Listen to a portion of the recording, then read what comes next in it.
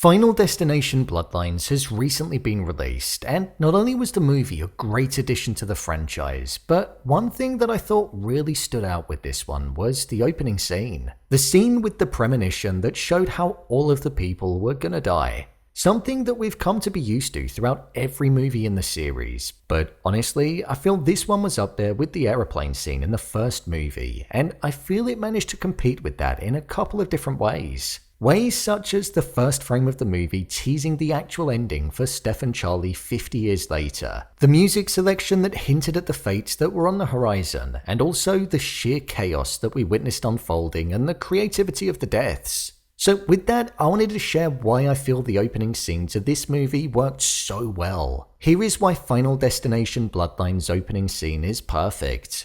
Just to let you know, this video will contain spoilers. The pacing and build-up of tension. The way that this opening scene made me feel when watching it is arguably one of the most important things about it, because this opening scene was all about providing tension and making us believe that we were only moments away from total devastation, which was true. Starting with the very first frame, which was the train track with the car driving past with Iris and Paul within it. Not only did it provide a slight jump due to not really expecting the car to go by, but it did what this show does best and subtly foreshadowed the cause of the final deaths that we'd see in the entire movie, which came due to the singular coin that was picked up by the young boy on that day, but the deaths occurred 50 years later where it caused the train to derail. So that was a nice touch. This movie started as one that was focused on Iris and Paul being happy, in love, and planning a future together. That was the overall mood and feeling. But certain things that we'd see in the background, like the young boy taking the coin and being told that stealing money from where people made wishes was bad luck, and also hearing that the Skyview Restaurant tower was built ahead of schedule while the doors wouldn't shut, the floor was creaky, we could hear the wind, and also with the young boy jumping on the base of the elevator, it just slowly brought in that sense of fear.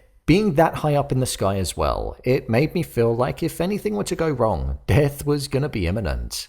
The following 5 minutes was again all kind of focused around Iris and Paul just trying to enjoy their afternoon in the restaurant, but once the shard from the chandelier caused that first crack on the ground and it started to slowly shatter, I was fully strapped in and ready for what was on the horizon. Seeing the young boy again with the coin that he took from the well pretending to throw it off the top and it seeming like he was going to cause the death of somebody below, but it actually being sucked in and blocking the vent and contributing towards the death of the people alongside him was a twist that I didn't expect. And the use of that coin causing many deaths, even teasing us with it spinning on the top of the piano, ultimately adding that tiny piece of extra weight which resulted in the piano falling and crushing the lady, provided humor. But it also showed how everything was tying back to the young boy tempting fate and bringing bad luck upon everybody before he even got up there. That coin was definitely cursed and should have been left in the fountain.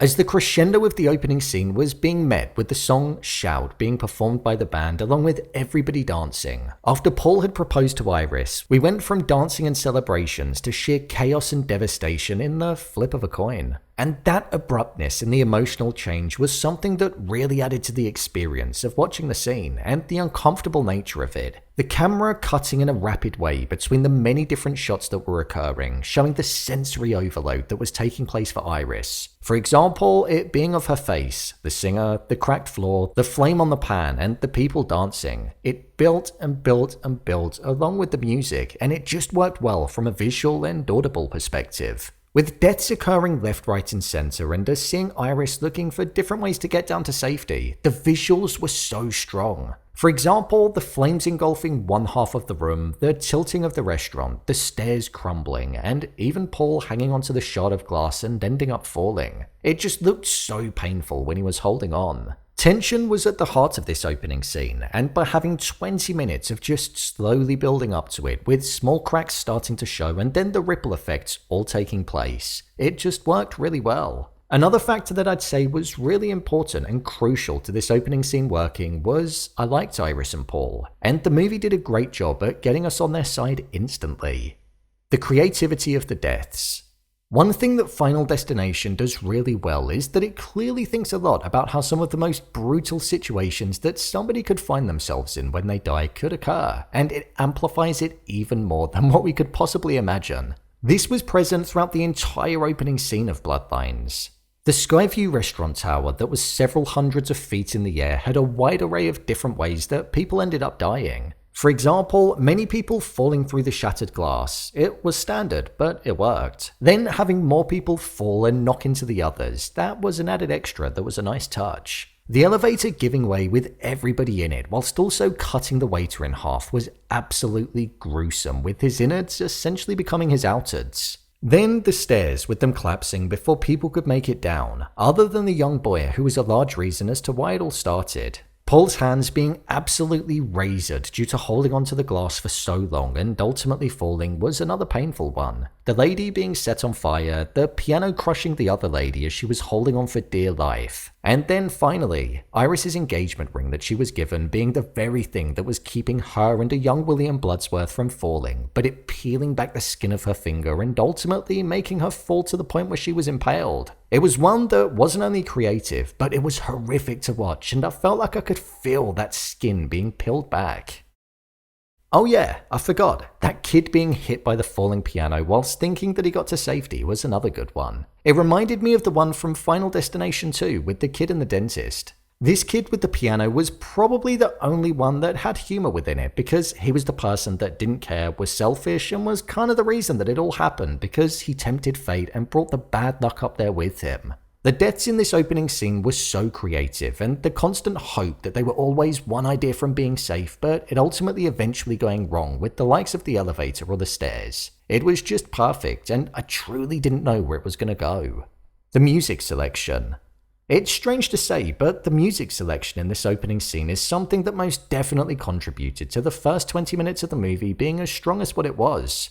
For example, when Paul and Iris first pulled up to the Skyview Tower Restaurant, the song Ring of Fire was playing over the top of the romantic score that was composed for the movie. This song choice was perfect because it foreshadowed what was gonna be on the horizon. The Skyview Restaurant Tower quite literally becoming a ring of fire several hundreds of feet up in the air, so that was the perfect choice and it planted the seed well. Then, once the disaster happened, the workers on the ground switched on their radio and the song Raindrops Keep Falling on My Head was playing as the many bodies that were falling from the top of the tower were plummeting towards the ground. This was one that was more on the humorous side because the moment that it started, the first impact was made. Even though it was brief, it was another solid selection.